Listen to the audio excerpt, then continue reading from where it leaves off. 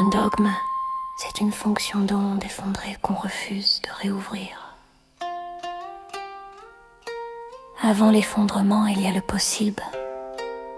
Plusieurs états coexistent. Pas parce qu'on hésite, mais parce que le réel n'est pas encore fixé. En quantique, tant qu'on ne mesure pas, le système n'est ni ceci ni cela. Il est ceci et cela, superposés.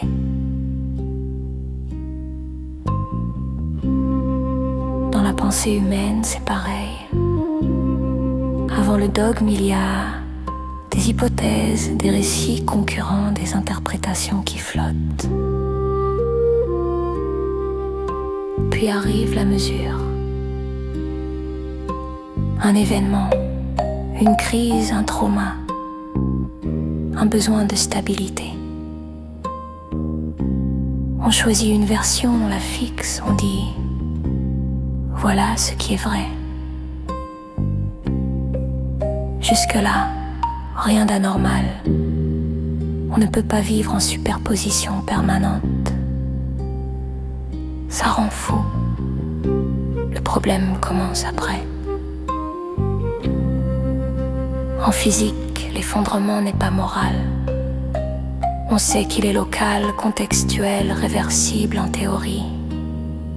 On sait surtout qu'il ne dit rien des états non observés. Le dogme, lui, fait autre chose. Il prend l'état observé et dit « c'était la seule possibilité. Il n'y a jamais eu d'alternative. Toute autre branche est une erreur, une menace, une hérésie. » Autrement dit, il efface la superposition passée. Le dogme n'est pas seulement une vérité figée, c'est une vérité qui nie avoir été choisie. Refuser de réouvrir la fonction d'onde, c'est refuser de reconnaître que cette vérité a un contexte, cet effondrement a une cause. Cette version n'aurait pu être affairette, d'autres branches ont existé.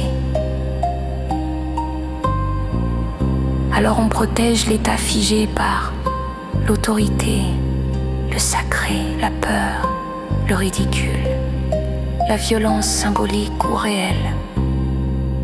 Pourquoi ? Parce que réouvrir la fonction d'onde, ce n'est pas douter un peu. C'est admettre que le monde aurait pu être autrement. Et donc que le pouvoir, la morale, l'ordre aussi. Un dogme au fond, c'est une décohérence rendue permanente par la peur du chaos. On préfère un réel faux mais stable à un réel ouvert mais vertigineux. La zone grise, elle, c'est l'endroit où la fonction d'onde n'est pas complètement effondrée. Ça tremble. Ça hésite. Ça ne sait pas encore. Et c'est pour ça qu'elle dérange autant.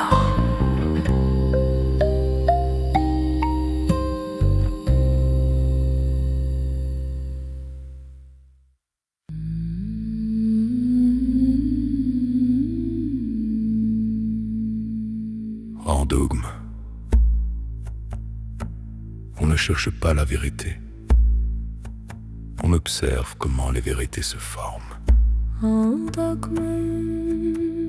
Le réel n'est pas un objet. Ce n'est pas quelque chose qu'on possède. C'est quelque chose qu'on traverse. Le réel devient un champ de relations, perception, interprétation, action, retour. Il n'y a plus ce qui est, mais ce qui tient suffisamment longtemps pour agir. La stabilité n'est pas absolue. Elle est locale et temporaire. La vérité devient opératoire, pas sacrée. Une idée n'est pas vraie parce qu'elle est juste. Elle est vraie parce qu'elle fonctionne dans un contexte donné.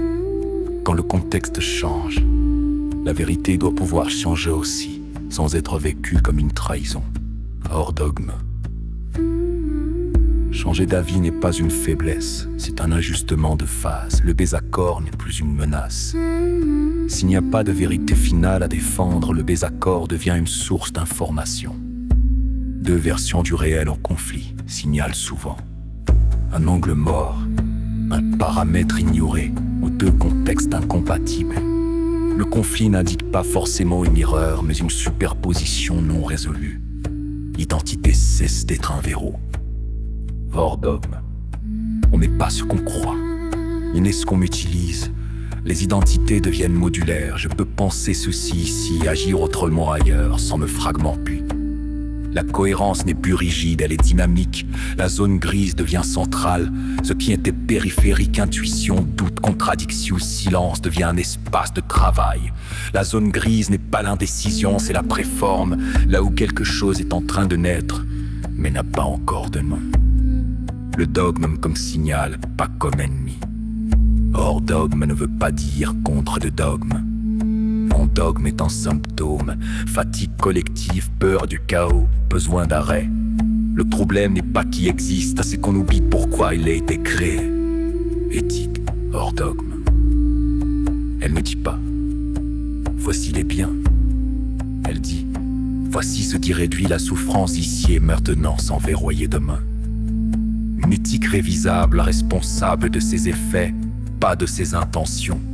Ce qui remplace la croyance, pas le scepticisme total, pas le relativisme mou, mais une posture, tenir sans figer, agir sans sacraliser, penser sans conclure trop tôt. Savoir que toute carte est une carte. Hors dogme, le monde n'est plus flou, les plus respirables, et la réalité cesse d'être tribunal. Elle redevient un terrain d'expérience. Dogme.